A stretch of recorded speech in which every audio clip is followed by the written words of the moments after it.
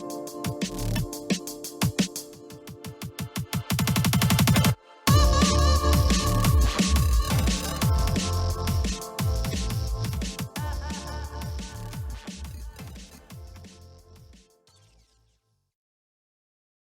good. I feel like I've got to figure out a better way to start these podcasts besides asking people like, who are you and what do you do? But that's essentially what I'm going to ask you. So who are you? I'm Jen, or Jenny McCallum. Yeah, it's me. That's you. I guess I came across you through a Stuff article, which was written 2 weeks ago now. Yeah, it was written a little further back actually, but they just published it. Yeah, That's regarding a podcast that you are in the process of creating or trying to create. Yes. Can I swear on here, by the way? Yeah, whatever the fuck you want to say, just go for it. I'm not making any money off this pod. There's nothing to demonetize anyway. Okay, just checking. I don't want to mess your shit up. You're totally And I'm fine. A swearer, so it just kind of just let it flow. The amount of editing I have. Yeah, no, that would. So yeah, no, frankly, is kind of it's like it's really going along now, which is cool because for ages it was just my baby, like my thing, my idea, and I didn't get a lot of feedback other than people I know who are biased. So yeah, of course, yeah. Basically, it was my idea for. Now it's actually becoming real, which is awesome, and the article was really much helped that so much. But essentially it's just I'm trying to make a podcast for New Zealand teenagers about sex, and it turns out there isn't anything like that, at least on a podcast platform.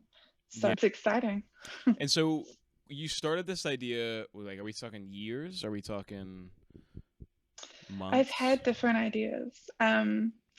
It has basically it has changed because I was really interested in, I'm always been interested in psychology, but it went from kind of going through stages of being an app towards helping children with anxiety actually, to then recognizing that there was a gap here when my daughter, who's 13, started going through the sex ed situation. And it turns out that it's really different in every school. The school really makes a massive difference to what's being taught.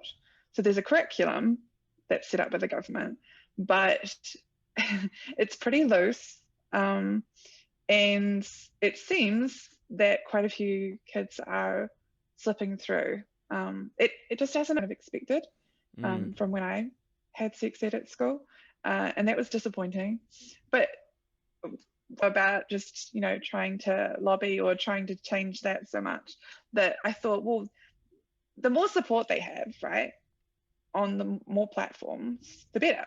So as long as we're kind of trying to counteract a bunch of this misinformation that's on the internet, and also just misinformation that you get from friends a lot of the time, and some parents, to be honest, the better. Yeah, and I've lived in quite a few cities. I've lived in big cities like Melbourne, but I've also lived in places like Timaru, and that's a pretty small place. And there's kids that are feeling like they're not getting a lot of support. So I think a podcast is a really good idea in terms of that. I want to touch on two things really quick. So the podcast overall is basically just independent sex education. With you as the host. It's called Frankly. Yeah, Frankly. And okay, you were talking about before, you were saying some kids are slipping through when it comes to sex education. What does slipping through look like in that context? Stats. It's not really my jam to do that so much, but sure. Essentially STIs in New Zealand are still growing up. Now, that's actually not necessarily just teenagers, though. It seems to be actually becoming more of a problem in your 20s and 30s. So right? As far as I'm concerned, is if you can get an education when you're younger, then you're hopefully going to be more prepared when you're in your 20s and 30s also. But yeah, so there is actually some significance in saying it's not all teenagers. It's not just, we can't just blame teenagers for, getting lots of STIs and gonorrhea going up in all sorts of places. It's not just them. So yeah, but basically I've totally forgotten what I was gonna say. We were talking about what it's slipping through looks like, and you were talking about like STIs on the rise, which is interesting because that study also indicated that there was teenagers are having less sex. Yeah, supposedly, which is super crazy. Yeah. And also pregnancies. Now, New Zealand has had pretty sex for a long time, but it has been getting like progressively better. So it's not all doom and gloom. Like clearly things are getting through, but I don't know whether that's to do, I mean, it's very hard to kind of find out what's specifically working and what's not. But a lot of the reason I thought that it needed to happen was just anecdotal evidence, which is a terrible reason. But essentially I was hearing like, that kids were just not turning up to sex ed classes. Yeah. And so, okay, they have some schools have a health teacher, which is great. Not many by the sounds of it.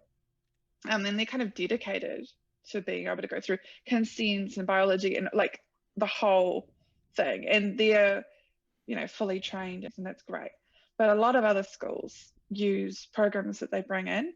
So family planning do a course that they come in with specialists, and like there's one called Sex Wives. They're really great. They come in with like a theatre troupe, which is such an interesting idea. Like act out, role play things. I know. I was just thinking that too. It'd be really fun. I wonder what disease I'd be. Like, you're gonna be the gonorrhea. Oh chlamydia. No. Yeah. But I feel like it should be a musical, though, right? Like chlamydia is like. I burn. Yeah, absolutely. It would be so good. And then someone's like dressed up as a condom. Oh my god. And then they like jump on top of somebody else. Yeah. As the condom. Yeah. It's like one of those costume change outfits. Like they disappear really quickly, They come back on. Oh dude, that'd be so good. I just know high school me, if I see somebody like dressed up as a penis walking out, I just lose it. I know I just lose it regardless of the context. I almost feel like that would work better though. Than what we currently have, because at least you remember it and you're engaged. Yeah, exactly. And I mean, they're gonna laugh anyway, right? Mm-hmm. It's awkward and it's weird and like, adults. I mean, I live in Christchurch, so there's a conservative, kind of 100%, city. Yeah. So, but even adults, I don't know that many adults who, without any kind of shame or embarrassment about sex. Mm-hmm. And by the way, I'm not actually saying that people should just be going on and talking about their sex lives. I personally obnoxious, think I find that, but like. But I've been around that, and I don't think that's. I mean, as far as I'm concerned, I don't think that's like a sex positive kind of way to be. I think that's actually because someone else is involved there, and you're talking about someone else's private life. Like I would never talk about my partner's sex life. Like that's not. Yeah. So yeah, there's definitely a balance there. That's an interesting what thing. You talk about and how you talk about it, and Yeah, I've never thought about it that, because I know like sex positivity is being open and stuff about that, but there's also like just being a douche, like just being real boastful and stuff like. I don't know. That's different. I don't know. That's stuff. I feel like that's people more grow of a out masculine. of that. Yeah, totally. And I feel like at least in the group, my friend groups, we've kind of grown out of that.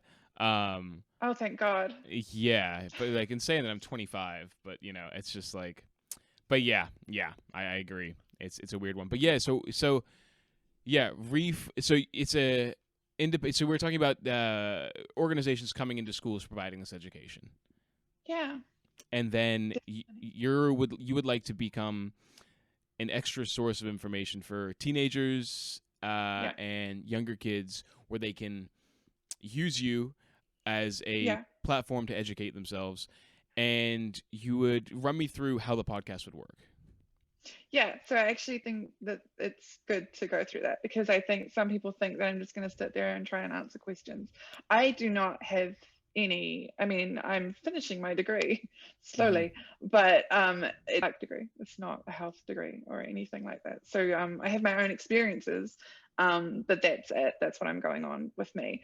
So I'm not there to just sit and advise. That's why I got family planning to support, like help support me. But the idea is actually, there's a lot of information, there's YouTube videos, all sorts of stuff with people like getting the, you know, the banana out and putting the condom on the top and like, you know, explaining all of that jazz. Yeah. And whilst we will go over some basic stuff, because I've done some surveys with kids and they do still want some of that, that's not really the purpose of what I'm doing.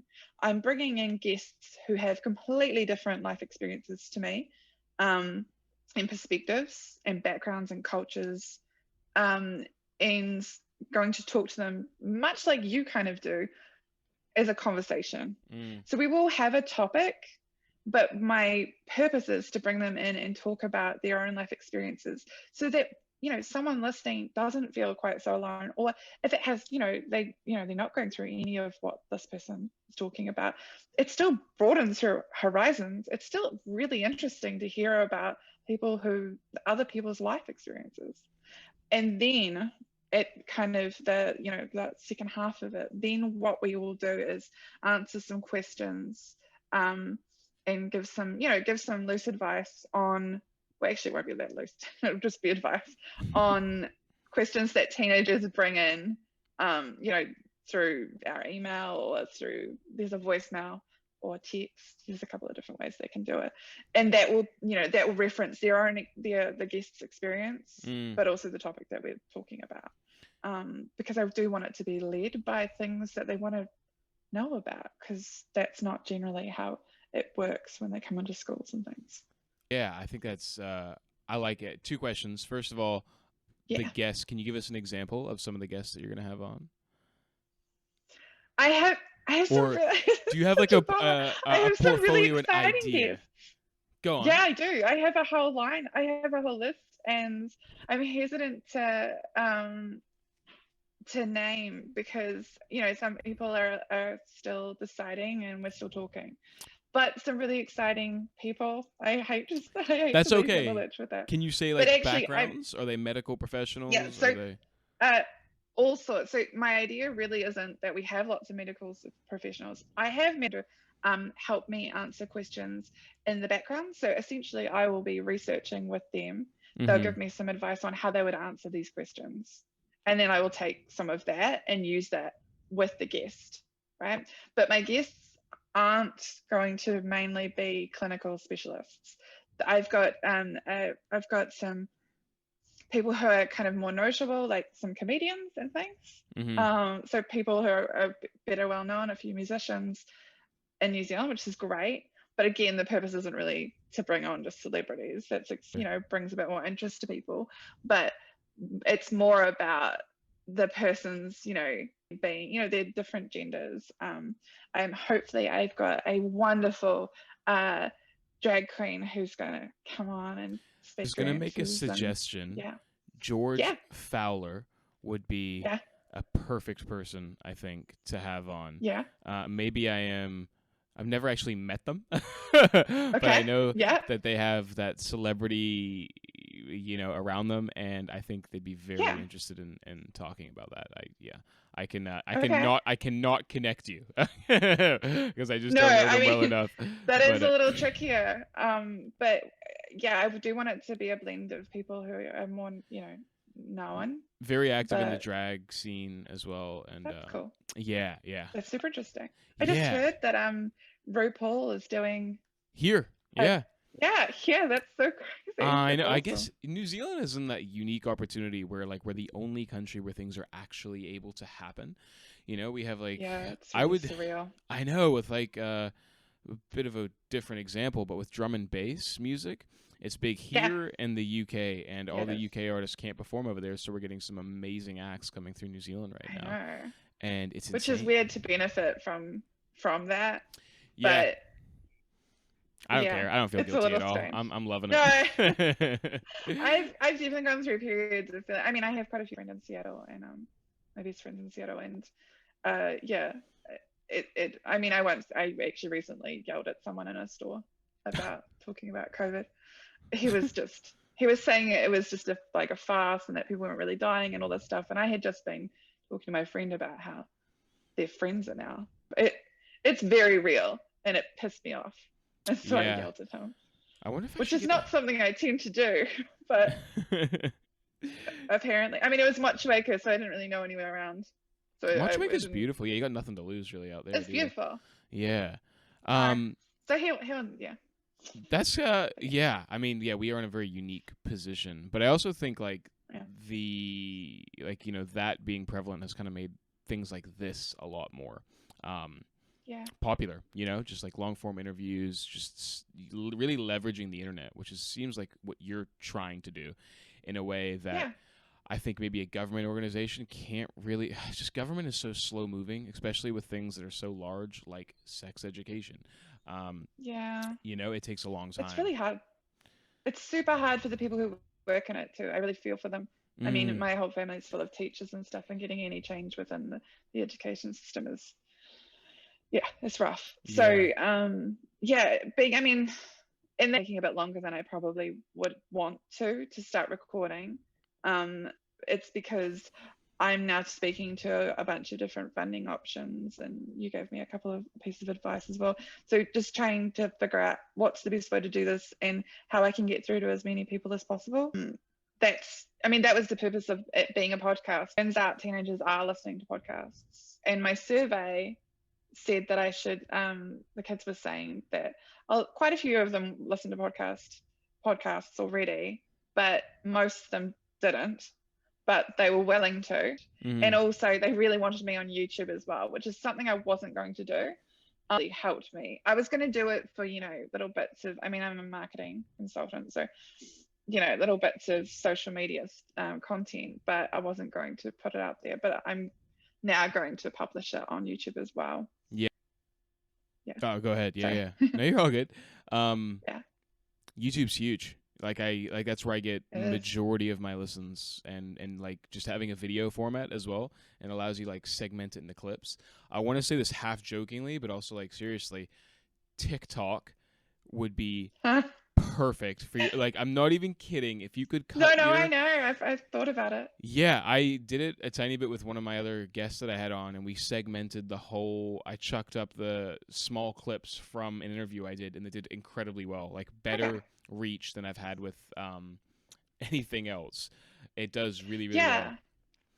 I'm interested in it, but I mean, my daughter is constantly telling me how uncool and how old I am, even though I'm a good 10 years younger than most people with a 13-year-old. So I don't often feel old, but to hone that in. Yeah, she just really wants to shame you. You just gotta push. That's your job. It's weird. But she was like, "Don't use TikTok," and I was like, "But I could, as long as I'm not trying to be cool, because I'm not. I'm just be very authentic. Uncool. Yeah, just so I have no interest in. Just don't do the dances and stuff like that, or or lip syncing. Or that's old school now. I think lip syncing's done now. Yeah, lip syncing. It's all. Are you on TikTok? I have the app. I have not opened it yet. How funny is that? It's good. I opened it. I was like, I don't know if I want to get into that. Yeah, you'll get into it. Like, it's crazy, man. It's oh my god. But it's pretty addictive by the sounds of things. It's insane. Like, just the more time you spend on it, the more it learns about you. It's it's the strangest thing, because it's the same with like all social media. The more you express yourself, the more actually a company figures out how to market to you. Yes, well, that is my job. Sometimes people ask me what I do. Sometimes I don't tell because of how people feel about marketing. But then often, I'll say, I work in marketing. I essentially work for the devil, because that's what I do. I do all the things. I mean, I watched there was a Netflix documentary on security, the social dilemma, I think it was called something. Yeah.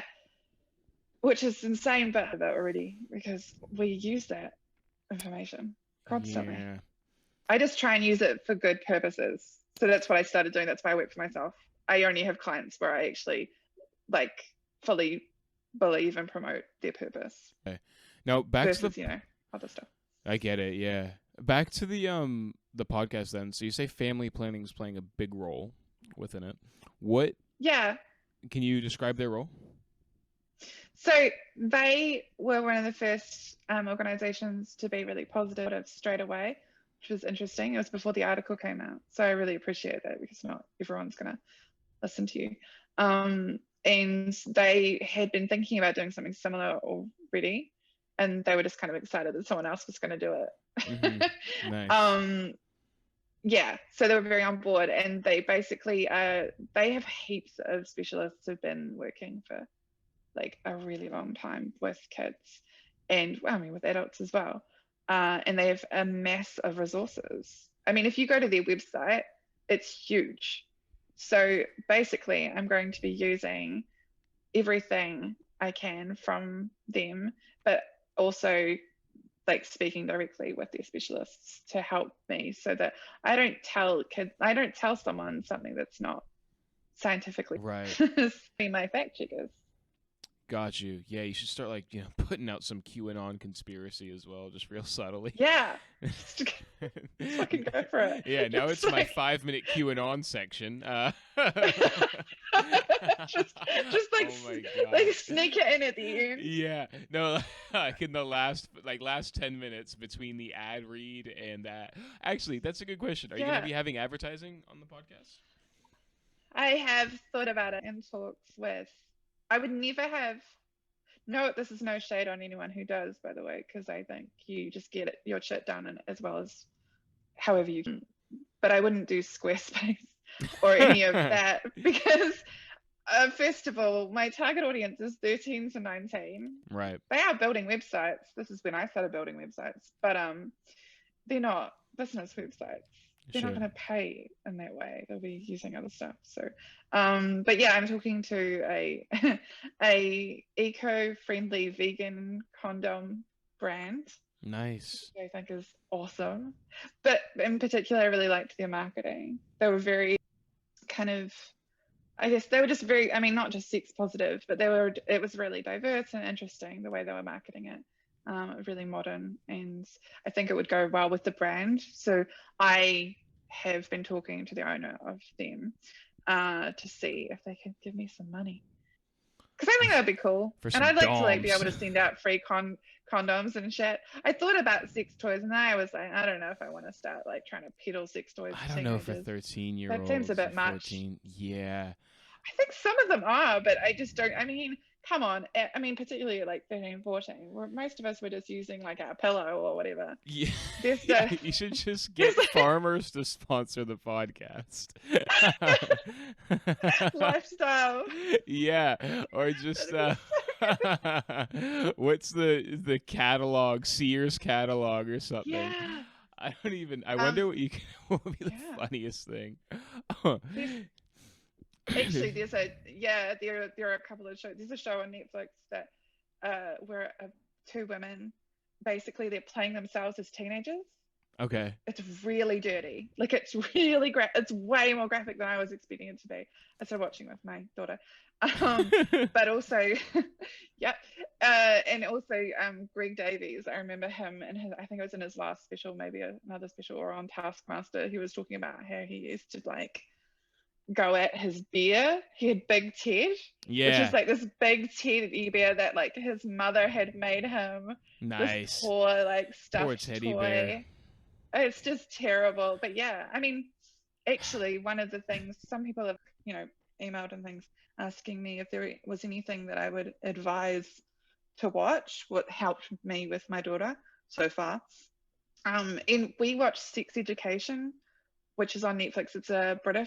It's got Gillian Anderson in it as well, and it is fucking epically brilliant. It's so well done.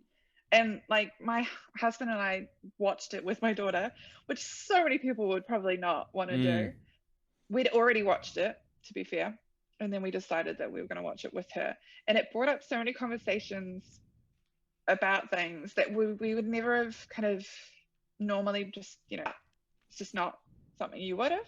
And so the conversations we had through that, and also what's it called, Big Mouth, which is also Yes. super graphic, but has gotten more educational over the seasons.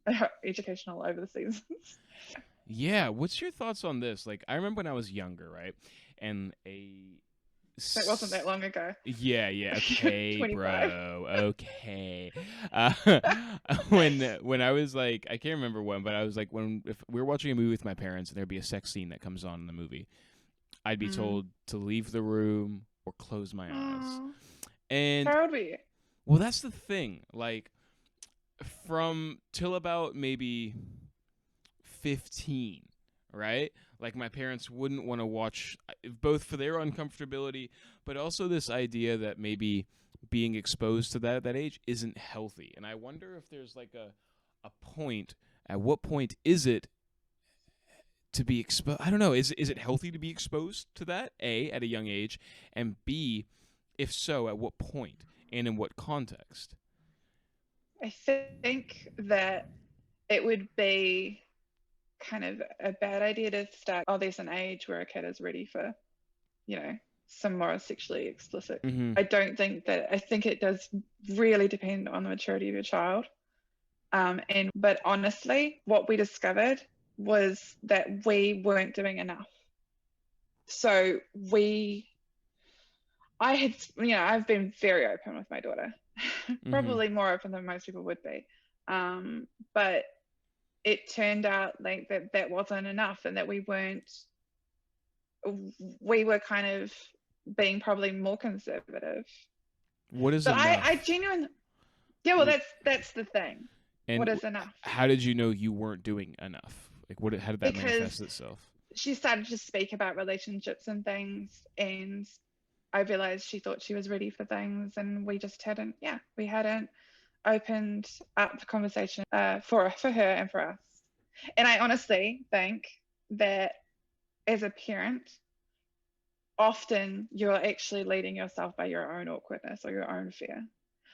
I don't believe, and I mean, people will disagree with me, but I don't believe that talking about sex with your kid, as long as it's not traumatic or, showing them porn, I mean, there are different levels, but I don't think talking about them and being open with them is going to like make them do more. They're already thinking about this stuff.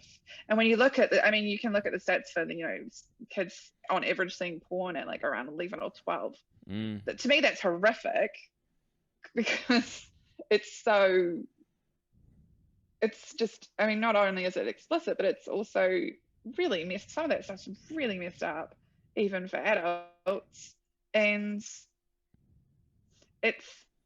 imagine if that was like your first conversation, or your first education or information that you got on sex. Like that's not a positive way to learn about it, and it's not realistic. It's so, you can choose what you want to do. As a parent anyway, that's your decision. But to me, getting in there and trying to combat all of the bullshit is so important.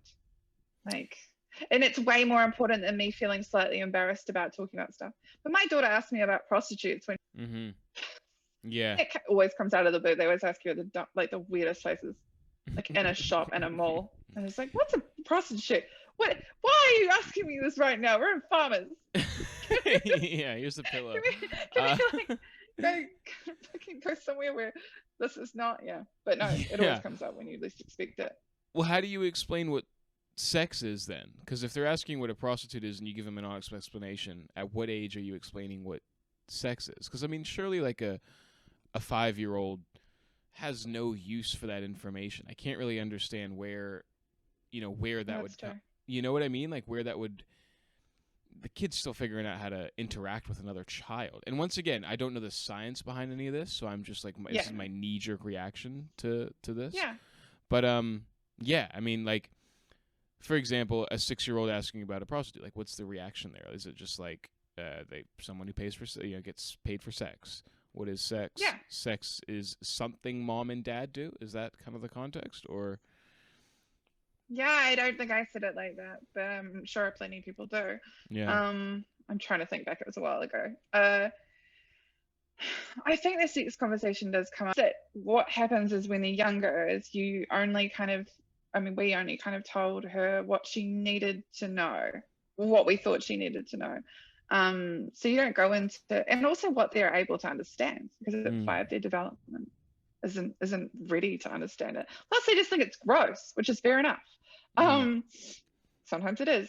But we actually, you know, it was really funny. We got a picture book that my parents gave to me. So this is an old damn picture book because it was made in like the 60s or 70s. It's called Where Did I Come From? And I do not advise it as your only method of education. I think your sex education with your kids changes throughout their life and needs to evolve. And it's a fluid conversation. It's not a one talk thing. That annoys me, how in movies and stuff they talk about, like, they talked about the birds and the bees and that was enough. Like, no, I'm sorry. You're a parent. You're trying to create a person who is able to live in the world by themselves one day. You need to give them this information and make sure that it's, you know, that it evolves with them. You know, you don't want your 18-year-old only having the same information that you gave them when they were 6. You know, but this picture book is great because it's like, I remember when I was a kid, I was fascinated by it, and it's got a picture, like it's all animated, and it's got a picture of like a mum in the bathtub. Now, it's, you know, it shows you pubes, which I really like and I'm on board with. And it's a sperm with a top hat on it. It's nice. It's quite. Yeah. I wonder if that's going to be a really fancy baby. Would that be a fancy baby if like the sperm had a top hat on it? Or a really snobby baby? You know? I don't even really understand what the purpose is of the top hat. Imagine if sperm had egos. Yeah, he's got like this whole character behind him. Well, it's interesting. Really super fancy. Because it's interesting what you're saying. You're saying it's the parents, and I agree. I think it's largely the parents' responsibility, but. And probably a bad way to break this down, but what's the percentage of responsibility of the education system and the percentage of the parents? I mean, ultimately, the parents have the overall, I think, the majority, but there definitely is some holes in the education system that I think maybe society's leaving up to the parents to pick up. Would you agree with that? Yeah, I agree. I also think that we like to blame parents, and then we also like to blame schools. It's like very... it's not very helpful. I think it's a symbiotic relationship. I think you work together. I don't think it's a percentage. I think it works together. And also the friends come in at some point. And then once you got friends in there, that almost over. Like once they start spending as much time as your impact lessens. And so does so do the teachers. And particularly if an educator is only coming in like a couple of times a year, if that to talk about, you know, to do a lesson once a week for 5 or 6 weeks, you've got to believe that the impact of that's not going to be huge. Hopefully it is for some kids. I mean, that's the thing. Some kids are absolutely using it and are interested and ready, and their ego and peer pressure and stuff isn't getting in the way. But there is a big problem, I think, with trying to expect kids to learn about that stuff in a group. Like, yeah, when I was at high school, they got the head boy and head girl to come in and teach sex ed. Are you kidding for me? An afternoon. Now they're only 5 years older than us. 18-year-olds teaching sex ed. Yeah, they weren't even 18, they were like 7. Yeah. What and they came in. Did they say? And they basically, exactly, and the boys went out and played rugby. And I know for a fact they didn't talk about sex because, you know, we collated information later, and yeah, and then the girls didn't. I mean, the girl tried. She kind of went, "Oh, does anyone have any questions?" But she was really nervous and embarrassed and awkward as well. It didn't work. It works. I think the peer training stuff works when they've been trained. Yeah. So they know what they're talking about. You kind of send them in. It's so cruel. I wonder whose idea that was. You just get some dumbass decisions happening. Good Lord. That is so silly. Yeah.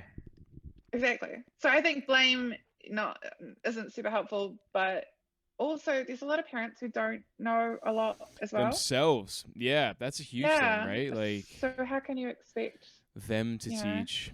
Yeah, it's a really weird one, which I think is great. Then you're kind of stepping in and hopefully into that role, not fully, but just as an additive to the overall conversation. It's interesting. Yeah, that's the idea.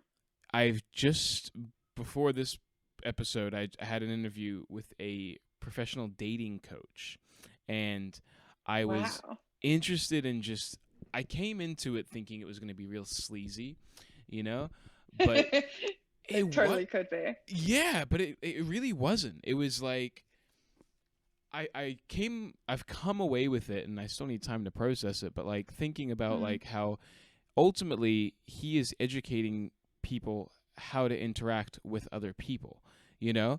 Yeah. And of course you do get people in the dating world where it is like, you know, manipulation and coercion.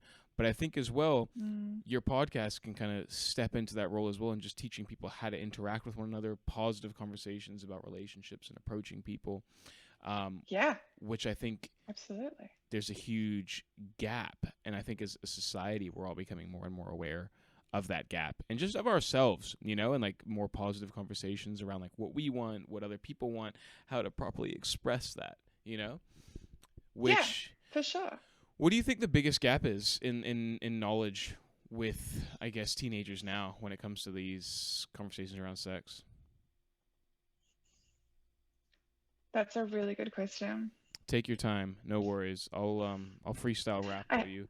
Just mute me. I hate to generalize. This is the other thing, and also the other part of this is the difference between a 13-year-old and a 17-year-old is light years. It's massive. It's huge. The development of, other than their, you know, all their experiences in their body.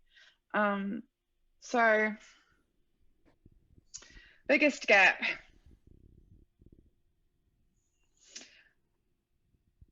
I hate to blame porn, but I really do think it's been unhelpful.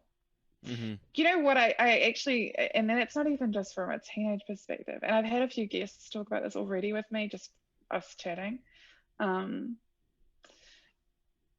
when I was growing up was around.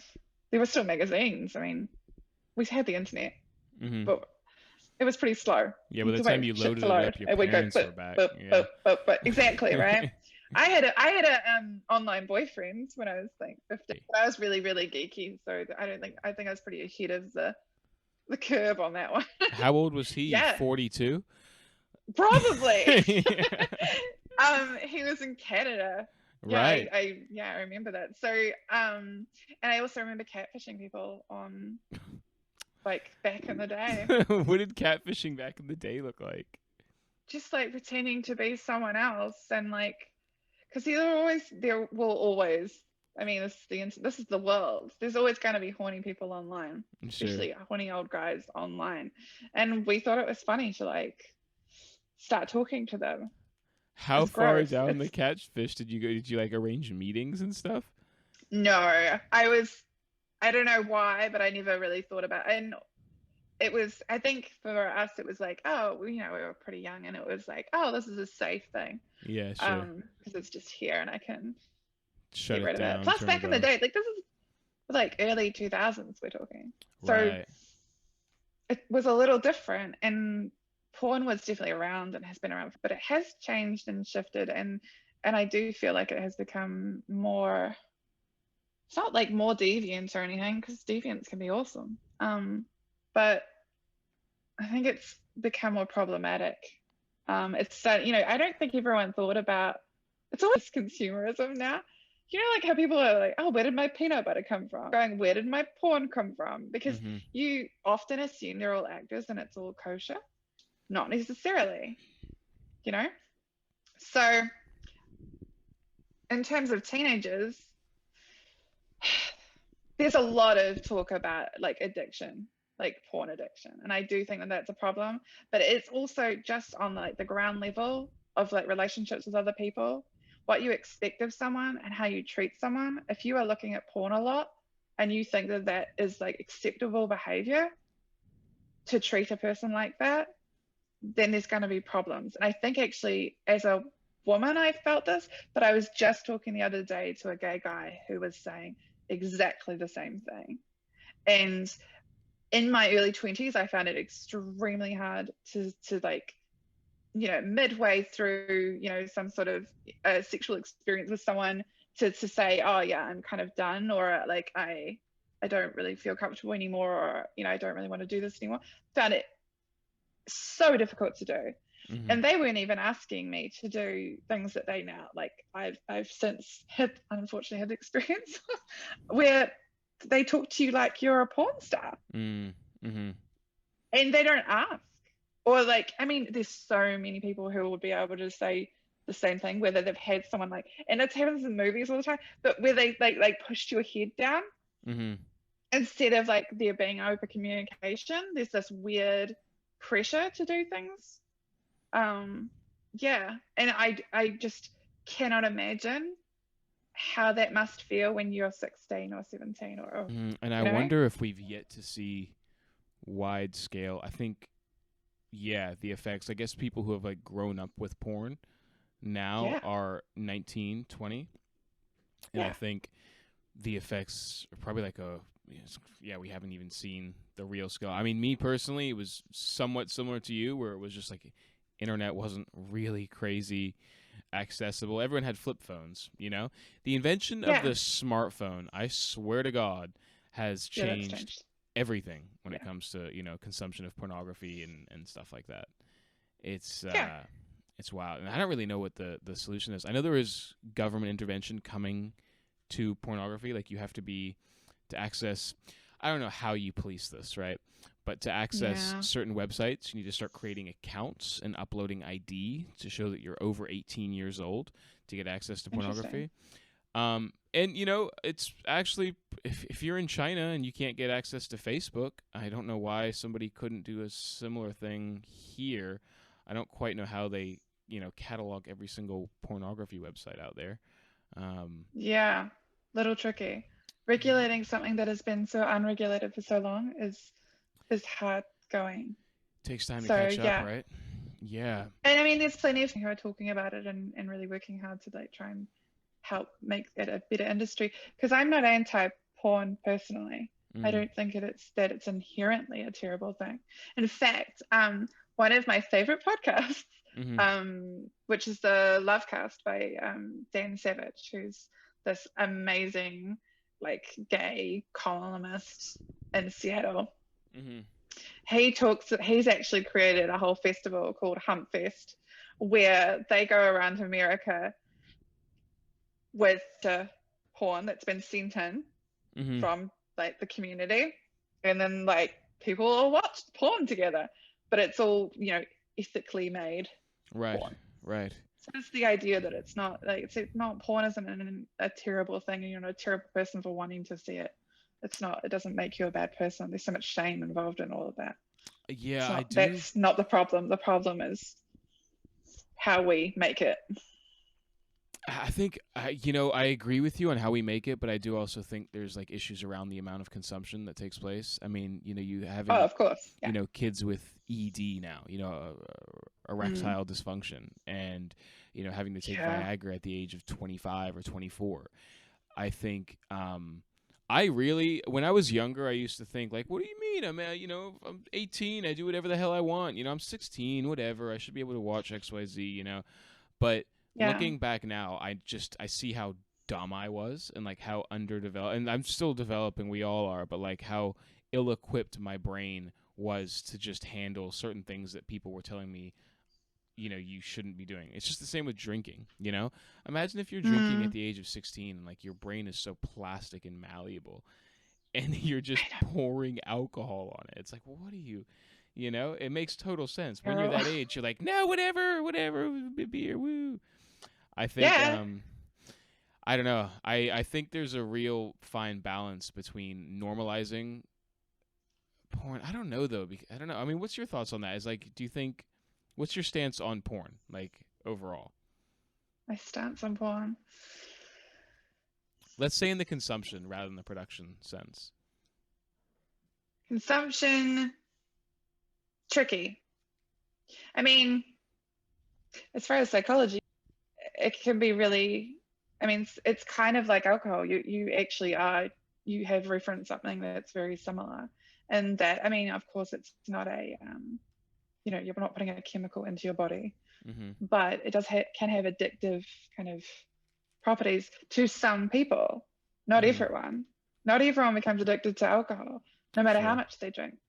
So that's the problem. There's this total crapshoot here. Like, as soon as you start doing anything like that has the propensity towards an addiction, you're risking something.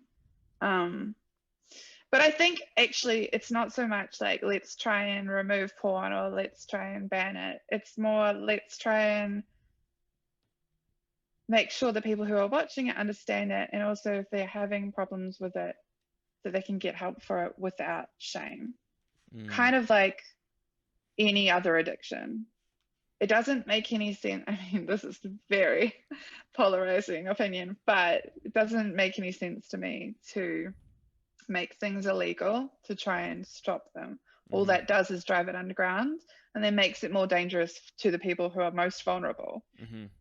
Much like prostitution. I don't personally think like New Zealand has done an amazing job around that. I don't think we didn't work it out properly, but at least we're not prosecuting people who are sex workers. We're not, those people aren't being punished for that, and they can be taxed, and they can then, on top of that, they can be supported. And like, if something does go wrong, they can go to the police, and it's okay, So there's protection in that, in bringing it above ground. And so the same thing to me happens with porn. That like, the more open we are about it, we can't just say that no one's doing it. Just like teen sex, abstinence doesn't work. It's been proven not to work ever. It just doesn't work. And so let's, instead of trying to put our heads in the sands, let's look at how we can help support this to become a more positive industry and support people who are most vulnerable around it. So yeah, talking to kids about porn is important. Talking about the problems around it is important. And I don't believe that telling your kid, I mean, yes, not telling your 5-year-old. I wouldn't talk to my 5-year-old about porn. Sure. But it's probably younger than you think those conversations need to happen, unfortunately. And I did ask my daughter if she had seen porn, probably around like 11. I was like, have you ever seen, this kind of thing? And then you open the discussion up about it and what the problems are, and that, it's super complicated. We're human beings. Human beings love to make things super, like black and white. We like to try and make it seem as though it could be it's just simple, but it's not. And I think we do better when we are kind of focusing on the fact that there are nuances, like that we do need to be careful, and we need to kind of have different conversations about it. And the more that we talk about it, just like anything, the more improved the situation gets.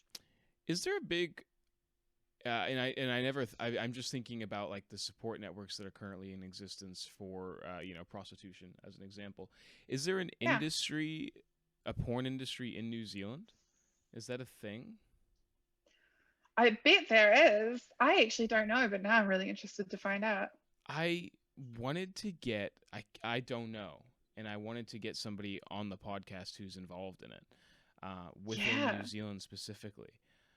And I wonder, and I wonder if like creating networks around, or a support network around it, would make it safer to operate within, just like it would be for someone who is working in the sex work trade, Yeah. But I think it's a very good point. I never really thought about it and contextualizing it in terms of like, drug reform and stuff like that, which is, there's clear similarities between the two, that it's going to exist regardless. Hey, so it's easy to say that it doesn't exist. Yeah, exactly. And it's always going to be there regardless. Someone else's problem. Yeah, exactly. Yeah. Where can people find your podcast? Where will they be able to find it? And when's the release date? If they're how's the give me the progress bar. What's going on? Progress bar is, I'm currently coming up with my recording schedule. Cool. I'm really lucky because I am able recording at Turanga, which is like a massive library in Christchurch that was built after the earthquakes because we lost a lot of stuff. So that's amazing. It's a proper sound studio. So sorting all of that out. I'm also talking to funding. That's my biggest thing. So I kind of have everything scheduled out in my head and on paper, not paper. Yeah. But yeah, so essentially you can find everything anyway. But we're going to be on Spotify, we'll be on YouTube, we'll be on and God, there's so many now. It's like podcasts as well. Yeah. But yeah, we're basically going to be as prevalent as possible. And we're going to be on some radio shows as well, which is cool. Hell yeah. I've had some. Yeah, I had an email me and go, this is really cool. Would you mind if we distributed it when it comes up? Like, yeah, for sure. God, that's awesome. I have no problem with that. I mean, it's going to be free. Shit. Yeah. Nice. It's going to be free. I want it as possible. That's cool. I love it. And then we'll run from there. See how we go. Well, hey, thank you so much for coming on. We actually just hit an hour. Thank you. I mean, roughly. I know. That went so quick, didn't it? Quick. Well, that's what happens when you're talking about porn. Really quick, yeah. On so that quick. Note, all right, goodbye. Yeah. Hey, if you enjoyed that, make sure you hit that subscribe button on the left-hand side. And to watch other episodes, click one of those squares on the right. If you only want to listen to this and don't have time to watch the full video, you can find this podcast wherever podcasts are listened to online. Thanks. Bye.